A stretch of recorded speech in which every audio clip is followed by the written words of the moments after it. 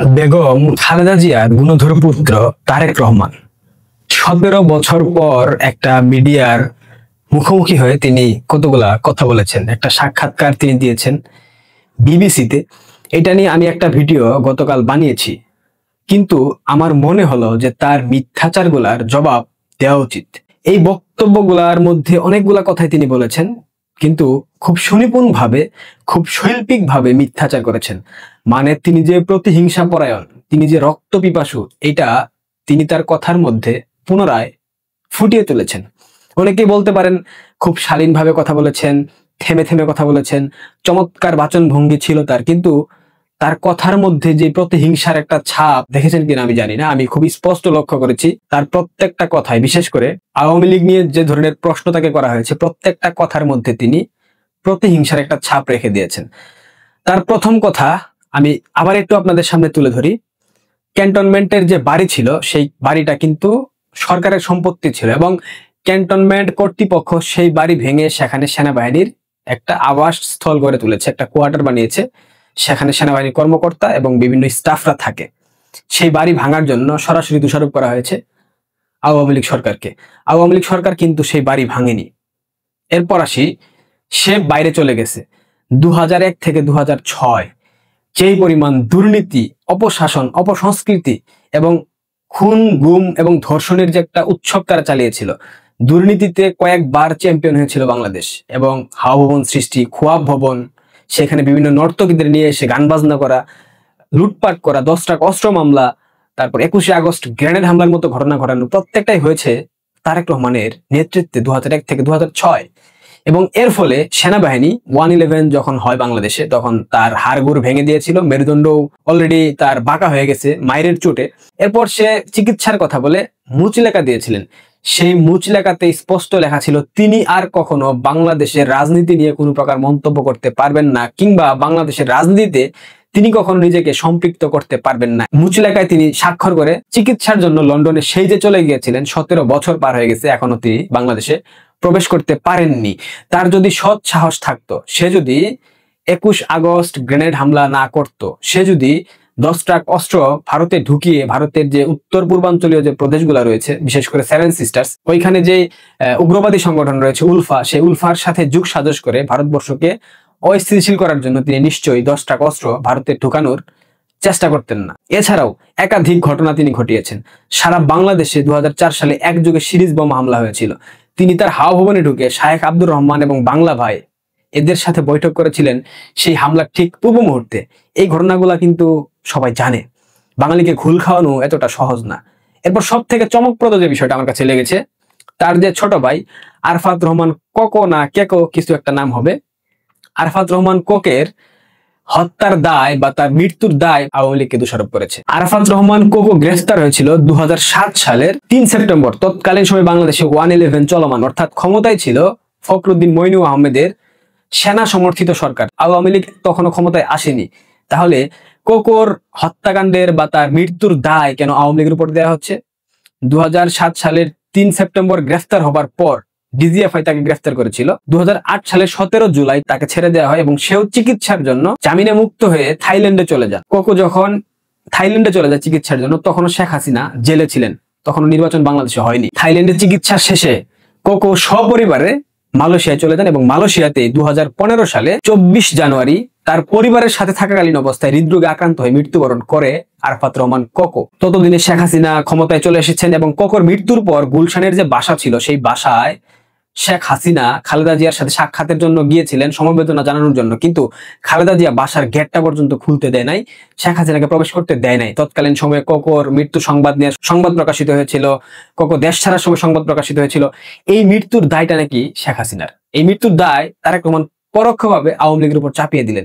মানে মিথ্যাচার মানুষ করে, কিন্তু এত জঘন্যভাবে মিথ্যাচার করে এটা আসলে আমরা জানতাম না, আমরা বুঝি নাই। খালেদা জিয়া এতিমের টাকা আত্মসাৎ করার অপরাধে আদালতের রায়ে তার উপর সাজা হয়েছিল, তাকে গ্রেফতার করা হয়েছিল এবং জেলে শেখ হাসিনা তার সর্বোচ্চ রাষ্ট্রীয় ক্ষমতা ব্যবহার করে জেলে খালেদা জিয়ার যে গৃহকর্মী ছিল, সেই গৃহকর্মীকে পর্যন্ত জেলে থাকার জন্য বন্দোবস্ত করে দিয়েছিল এবং জেলে সকল প্রকার আধুনিক সুযোগ সুবিধা দেওয়া হয়েছে। বাংলাদেশের সর্বোচ্চ যে চিকিৎসার যে স্থান এভার কেয়ার হসপিটাল, সেখানে খালেদা জিয়ার সুচিকিৎসা হয়েছে।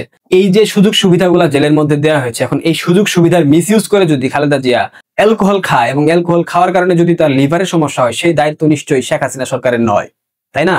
বিবিসির সাংবাদিক তারেক রহমানকে একাধিক প্রশ্ন করেছেন, তবে যেই প্রশ্নগুলা বিবিসির সাংবাদিক করতে ভুলে গিয়েছিল সেই প্রশ্নগুলা আমি আপনাদের সামনে উত্থাপন করতে চাই। এই প্রশ্নগুলোর জবাব কোনো না কোনো দিন তারেক রহমান যদি বাংলাদেশে ভুল করেও আসে তাকে দিতে হবে। প্রশ্ন নাম্বার 1, তারেক রহমান কোনো ব্যবসা করেন না, শিক্ষাগত যোগ্যতাও তার তেমন একটা নেই, তিনি চাকরি করেন না, তার আয়ের উৎস কি? লন্ডনে দামি দামি গাড়ি ব্যবহার করা, অনেকগুলা সিকিউরিটি গার্ড ব্যবহার করা, বিলাসী এলাকায় থাকা, বিলাসী বাংলো কি কেনা, এগুলা টাকার উৎস কি? গত 17 বছরে তার দলের নেতাকর্মীদেরকে নির্যাতন নিপীড়ন করা হয়েছে, দেশে কোনো প্রকার ব্যবসা করতে দেওয়া হয়নি, ব্যবসা প্রতিষ্ঠান দখল করা হয়েছিল এবং গত 1 বছর থেকে বিএনপির নেতাকর্মীরা যা যা করতেছে আওয়ামী লীগের নেতাকর্মীদের উপর, তাদের ব্যবসা প্রতিষ্ঠান দখল, তাদের ঘরবাড়ি দখল, তাদের সবকিছু লুটপাট করা, এগুলো নাকি বিএনপির কাছ থেকে আওয়ামী লীগের নেতাকর্মীরা লুটপাট করেছিল এবং সেগুলা ফিরিয়ে নিচ্ছে বিএনপির নেতাকর্মীরা। এই কথা খোদ তারেক রহমান বলেছেন, তার কথা আমি মেনে নিলাম। গত 17 বছর আওয়ামী লীগ সবকিছু লুটপাট করেছিল, তাহলে তারেক রহমান গত 17 বছর লন্ডনে বিলাসী জীবনযাপন করলো, এই টাকার উৎস কোথায়? এই আয়ের উৎসটা কি? এই প্রশ্নের জবাবটা তারেক রহমানকে দিতে হবে এবং বিবিসির সাংবাদিক এই প্রশ্নটা করতে হয়তো বা ভুলে গিয়েছিল। আমরা সেই প্রশ্নটা করতে চাই আপনাদেরকে, যারা আমাদের ভিডিও দেখেন, বিএনপির কর্মী সমর্থক ভাই এবং বোনেরা। 17 বছর আপনারা নির্যাতন নিপীড়নের শিকার হয়েছেন, আমরা মেনে নিচ্ছি। 17 বছর আপনাদের কোনো আয়ের উৎস ছিল না, সৃষ্টিকর্তা হয়তো আপনাদের উপর থেকে টাকা পয়সা পাঠিয়েছে, আপনারা সেই টাকা দিয়ে চলেছেন। কারণ বিএনপির একাধিক নেতা বলে তারেক রহমানের নাম নিতে গেলে অজু করে নিতে হবে, জিয়াউর রহমানের নাম নিতে হলে অজু করে নিতে হবে। তো সেই ক্ষেত্র বিশেষ থেকে আমি বলতে চাই, আপনাদেরকে 17 বছর পেলে বসে পালন করেছে সৃষ্টিকর্তা, খোদ উপর থেকে আপনাদের জন্য টাকা পাঠিয়েছে। এর বাইরে তো কোনো অপশন নেই বা ছিল না। প্রশ্ন নাম্বার 2, ডন দাউদ ইব্রাহিমের সাথে দুবাইয়ে তারেক রহমানের একটা সাক্ষাৎ হয়েছিল, সেই সাক্ষাতে আপনাদের মধ্যেকার কি আলোচনা হয়েছিল, সেই আলোচনার বিষয়ে আপনার খুলাসা করা উচিত। এই প্রশ্নটাও বিবিসির সাংবাদিকের করা উচিত ছিল বলে আমি মনে করি। প্রশ্ন নাম্বার 3, আপনি এখনো আমেরিকায় নিষিদ্ধ কেন? অর্থাৎ মার্কিন যুক্তরাষ্ট্রে Tarique Rahman still now terrorist হিসাবে নিষিদ্ধ, এই নিষিদ্ধ হওয়ার কারণটা আসলে কি? এবং নাইকো ও সিমেন্স দুর্নীতির মামলায় এফবিআই আপনাকে কি প্রশ্ন করেছিল, সেই প্রশ্নটা সম্পর্কে আমরা জানতে চাই এবং আপনি কি উত্তর দিয়েছিলেন সেটা আমাদেরকে বিস্তারিত ব্যাখ্যা করবেন। প্রশ্ন নাম্বার 4, দেশের মানুষ আপনাকে মিস্টার 10% এবং খাম্বা তারেক নামে কেন ডাকে, এই কারণটা কি? আপনি একজন সাবেক রাষ্ট্রপতির সন্তান, সাবেক প্রধানমন্ত্রীর সন্তান, আপনি একটা বৃহৎ রাজনৈতিক দলের প্রধানতম নেতা, আপনাকে কেন 10% এবং খাম্বা তারেক বলে ডাকে? এই প্রশ্নের উত্তরটা, এই ব্যাখ্যাটা আপনি দয়া করে দিবেন। যদি মানুষ ভুল বুঝে থাকে সেই ভুলটা আপনি ভাঙিয়ে দিবেন, আমরা সেটা প্রত্যাশা করি। প্রশ্ন নাম্বার 5, আপনার প্রতিষ্ঠিত হাওয়া ভবনে বাংলা ভাই এবং মুফতি হান্নানের সাথে আপনার একটা বৈঠক হয়েছিল 2003 বা 2004-এ। সেই বৈঠকে আপনাদের মধ্যে কি আলোচনা হয়েছিল এটাও বাঙালি জাতির সামনে আপনি প্লিজ খুলাসা করবেন। কারণ মুফতি হান্নান এবং বাংলা ভাই দুজন স্বীকৃত সন্ত্রাসী, তারা সেই সারা দেশে একযোগে সিরিজ বোমা হামলা চালিয়েছিল, তাদের সাথে আপনার বৈঠক হয়েছিল। সেই বৈঠকে আপনাদের কি আলোচনা হয়েছিল এটা দয়া করে আপনি সবার সামনে তুলে ধরবেন। প্রশ্ন নাম্বার 6, আপনারা যদি আবারও ক্ষমতায় যান তাহলে কি আবারও সেই হাওয়া ভবনের কার্যক্রম পুনরায় চালু হবে? আবারও কি খোয়াব ভবন সৃষ্টি করবেন, নাকি আঞ্চলিক শাখা প্রশাখা খোলার জন্য আপনারা মনস্থির করে রেখেছেন? অর্থাৎ হাওয়া ভবনের আঞ্চলিক শাখা, জেলা শাখা, উপজেলা শাখা কিংবা ইউনিয়ন শাখা করার কোনো চিন্তা ভাবনা আপনাদের রয়েছে কিনা? কারণ গত 1 বছরে বিএনপির যে অপশাসন আমরা দেখেছি, বিএনপির যে চাঁদাবাজি, দুর্নীতি, খুন, ধর্ষণ, সন্ত্রাসী কর্মযজ্ঞ, সবকিছু মিলে আমাদের মনে হচ্ছে আগামী দিনে ক্ষমতায় আসলে আপনারা হয়তোবা আঞ্চলিক শাখা অফিস খোলার একটা বন্দোবস্ত করবেন হাওয়া ভবনের। এই প্রশ্নটাও আপনি জাতির সামনে খোলাসা করবেন। প্রশ্ন নাম্বার 8, 10 ট্রাক অস্ত্র আমদানির উদ্দেশ্য কি ছিল? আমরা জানি উদ্দেশ্য কি ছিল, বাট আপনি আপনার মুখে ব্যাপারটা খুলাসা করবেন। কারণ এই মামলার, এই ঘটনার হোতা ছিলেন আপনি এবং আপনার প্রিয় পাত্র লুৎফুজ্জামান বাবর, সম্ভবত স্বরাষ্ট্র প্রতিমন্ত্রী ছিলেন। এই বিষয়টা আপনি জাতির কাছে খুলাসা করবেন। প্রশ্ন নাম্বার 9, গাজীপুরের খোয়াব ভবনে শিল্পা শেঠির সাথে আরো কোন কোন অভিনেত্রীকে, বাংলাদেশের কোন কোন অভিনেত্রীকে সেখানে নিয়ে রামলীলা করেছেন, সেখানে নিয়ে বাইজি নাচিয়েছেন, এটা জাতির কাছে খুলাসা করবেন, জাতি এটা জানতে চায়। প্রশ্ন নাম্বার 10, সবশেষ প্রশ্ন, আপনারা আবারও ক্ষমতা এলে কি সারা বাংলাদেশে দুর্নীতির মহা উৎসব করবেন? আবারও কি দুর্নীতিতে 5 বার বাংলাদেশকে চ্যাম্পিয়ন করবেন? এই প্রশ্নগুলোর উত্তর জনাব তারেক রহমান আপনাকে দিতে হবে। বিবিসির সেই সাংবাদিককে বলতেই হচ্ছে আপনি ভুল করেছেন। এই 10টা প্রশ্ন আপনার নিশ্চিতভাবে করা উচিত ছিল। আপনি তারেক রহমানের বিড়াল প্রেম নিয়ে প্রশ্ন করতে পারেন, কিন্তু এই যে প্রশ্নগুলা সারা বাংলাদেশের মানুষ জানতে চায় উত্তরগুলা, সারা বাংলাদেশের মানুষ তৃষ্ণার্ত কাকের মতো তাকিয়েছিল, এই প্রশ্নগুলো আপনি তারেক রহমানকে করবেন আর সেটা শুনে বাংলাদেশের মানুষ জানতে চাইবে, বুঝতে চাইবে, শুনতে চাইবে, শিখতে চাইবে, দেখতে চাইবে তারেক রহমানের রাজনৈতিক প্রজ্ঞা কতটুকু, তারেক রহমান কতটুকু পলিটিক্যালি ম্যাচিউরড হয়েছেন।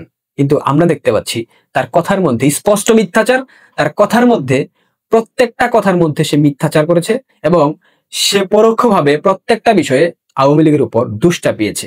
শেষে তিনি আরেকটা কথা বলেছেন, ভারতের কাছে ন্যায্য হিস্সা চাই, পানির হিস্সা চাই, আর কোনো ফেলানির লাশ যেন কাঁটাতারে ঝুলে না থাকে। গত 1 বছর যাবৎ বাংলাদেশ আওয়ামী লীগ ক্ষমতায় নেই। আওয়ামী লীগ বাংলাদেশকে ভারতের একটা আঞ্চলিক রাজ্যে বা একটা শাখা বা একটা প্রদেশে ডাইভার্ট করেছিল। সেখান থেকে ডক্টর ইউনূস বাংলাদেশকে মুক্ত করেছেন। কিন্তু এখনো কি সীমান্তে হত্যা বন্ধ হয়েছে? সীমান্তে আপনারা চোরাকারবারি করবেন, স্মাগলিং করবেন, আর সীমান্তে বিএসএফ লেমন জুস খাবে? নিশ্চয়ই খাবে না। সেই জায়গা থেকে সীমান্তের এরকম অস্থিতিশীল ঘটনা হয়। একটা প্রতিবেশী রাষ্ট্রের সাথে সম্পর্ক রাখতে গেলে সীমান্তে দুর্বৃত্তায়ন হবে এবং সেখানে হতাহতের ঘটনা ঘটবে। এই ঘটনাকে এত বিশাল আকারে আপনারা উপস্থাপন করেছেন, বাট এই 1 বছরে কিন্তু আপনারা স্থিতিশীল করতে পারেন নাই। জনাব তারেক রহমান এই যে জাতির সাথে ভয়াবহ মিথ্যাচার করলেন, 17 বছর পর আপনি সাক্ষাৎকার দিলেন। জনগণের স্বাভাবিক প্রত্যাশা ছিল আপনি সত্য কথা বলবেন, দেশের পক্ষে কথা বলবেন, জনগণের পক্ষে কথা বলবেন, কোনো প্রতিহিংসার কথা বলবেন না। কিন্তু প্রত্যেকটা কথার মধ্যে আপনার প্রতিহিংসা জড়ানো ছিল। প্রত্যেকটা কথার মধ্যে আপনি পরোক্ষভাবে আওয়ামী লীগ এবং শেখ হাসিনাকে দোষারোপ করেছেন। আপনার মা অ্যালকোহল খেয়ে যদি লিভার নষ্ট করে, সেই দায় নিশ্চয়ই শেখ হাসিনার ছিল না। আপনি সেনাবাহিনীর পেটানি খেয়ে আওয়ামী লীগ সরকার ক্ষমতায় আসার পূর্বে দেশ ত্যাগ করেছেন, কিন্তু আপনি বলতেছেন দোষ আওয়ামী লীগের। এরকম মিথ্যাচার কেন করছেন? আপনার ভাই 2008 সালে দেশ ত্যাগ করেছে চিকিৎসার জন্য, বাট আর দেশে ফিরে আসনি। সে সেখানে হৃদরোগে আক্রান্ত হয়ে মারা গেল। সেই দায়টাও শেখ হাসিনার উপর পরোক্ষভাবে চাপিয়ে দিয়েছেন। এখন আমাকে বলতেই হচ্ছে, আমি বলতে বাধ্য হচ্ছি যে একটা সময় এই মিথ্যাচারের গতি যত দ্রুত বাড়বে, আপনি একটা সময় গিয়ে বলতেও পারেন আপনার জন্মের জন্য দায়ী বাংলাদেশ আওয়ামী লীগ এবং শেখ হাসিনা। অবশ্য এটা অস্বীকার করার কোনো সুযোগ নেই।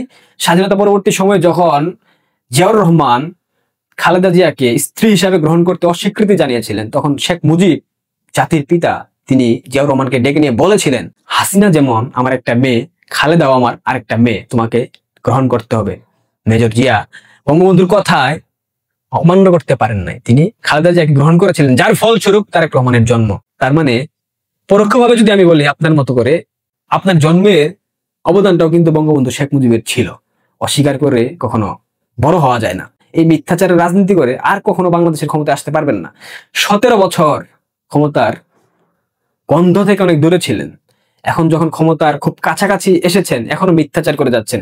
গত 1 বছরে আপনি যে প্রতিহিংসার রাজনীতি বাংলাদেশে বাস্তবায়ন করেছেন, সেটা কিন্তু আমরা জানি। ধানমন্ডি 32 সরাসরি আপনার মতো দিয়ে ভেঙে ফেলা হয়েছে, এবং ইলিয়াস এবং পিনাকি আপনার সাথে যে গুড কানেকশন আছে তাদের আমরা সেটা জানি। ইলিয়াস এবং পিনাকির মাধ্যমে আপনি পরোক্ষভাবে 32টা ভেঙে ফেলেছেন। ধানমন্ডি 32 ভাঙার দেয় আগামী 40 বছর বিএনপি ক্ষমতায় আসতে পারবেন, এটাও মোটামুটি নিশ্চিতভাবে বলা যায়। প্রিয় দর্শক, এরকম মিথ্যাচার থেকে আপনারা দূরে থাকেন, বিভ্রান্তকর কথাবার্তা থেকে দূরে থাকেন। এরা মিথ্যুক, এদের রাজনীতি হচ্ছে গিয়ে মিথ্যার উপর প্রতিষ্ঠিত। এরা চায় বাংলাদেশ আওয়ামী লীগের বিরোধিতা করে রাজনীতি টিকিয়ে রাখতে, কিন্তু সেটা বাংলাদেশের প্রেক্ষাপটে কখনোই সম্ভব না। ভালো থাকবেন, সাবস্ক্রাইব করবেন, ধন্যবাদ।